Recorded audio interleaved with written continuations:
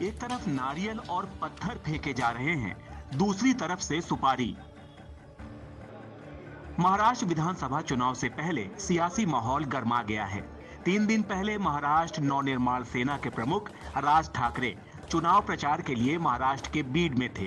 तभी कथित तौर पर वहां शिवसेना यूबीटी के कार्यकर्ता पहुंचे और राज ठाकरे की गाड़ी पर सुपारी फेंकी।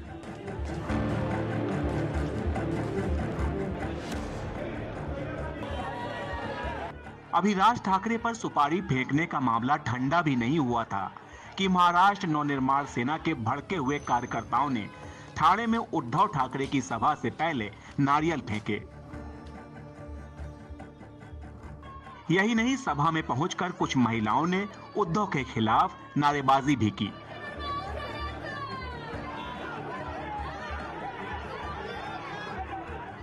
इन घटनाओं के बाद दोनों पक्ष एक दूसरे पर हमलावर हैं।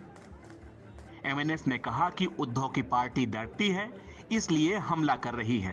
उधर उद्धव गुट ने सफाई दी कि उसका हमले से कोई लेना देना नहीं है, लेकिन साथ ही उद्धव की सभा में नारियल फेंके जाने पर आरोप लगा दिया कि ऐसा दिल्ली के इशारे पर किया जा रहा है। रात के अंधेरे का फायदा लेकर छुपकर कोई किसी ने फेंका होगा। ये कोई हमला बिमला नहीं, हिम्मत नहीं है, जान बचाकर भाग गए। अगर सामने आते तो कुछ गलत हो जाता, तो मैं उनको हाथ जोड़कर नम्र विनती करता हूँ, आप ऐसा मत करिए। आपके घर में बच्चे हैं, बेटे हैं, माँ बाप है, बीवी है, उनकी चिंता करिए, हमें चिंता है। फिर ये इस प्रकार से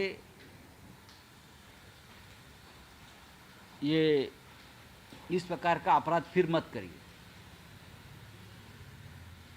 गड़बड़ हो जाएगी। कि आपको कोई करवा रहा है आपसे, जिसने बहुत बड़ी सुपारी दी है महाराष्ट्र में इस प्रकार से अराजकता फैलाने के लिए, तो आपका इस्तेमाल हो रहा है।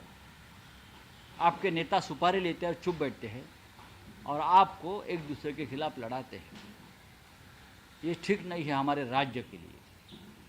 करते रहिए आप, लेकिन आपका इस्तेमाल हो रहा है राजनीति में, ठीक है? बोलिए। कार्यकर्ताओं ने ये किया, उनके नेता ने उनको शाबाशी भी दी है। कौन नेता? नाम ले रहे?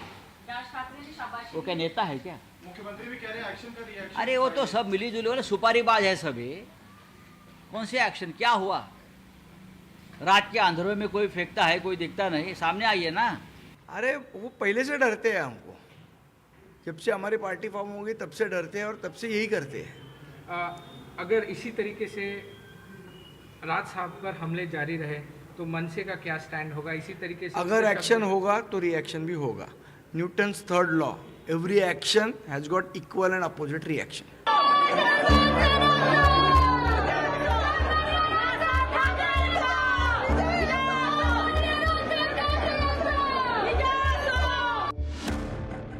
ऊपर बड़े नेताओं की बयानबाजी तेज हो रही है, नीचे कार्यकर्ता भिड़ने लगे हैं। सिर्फ मुंबई में नहीं, महाराष्ट्र में कई जगहों पर दोनों पार्टियों के कार्यकर्ता आमने सामने हैं।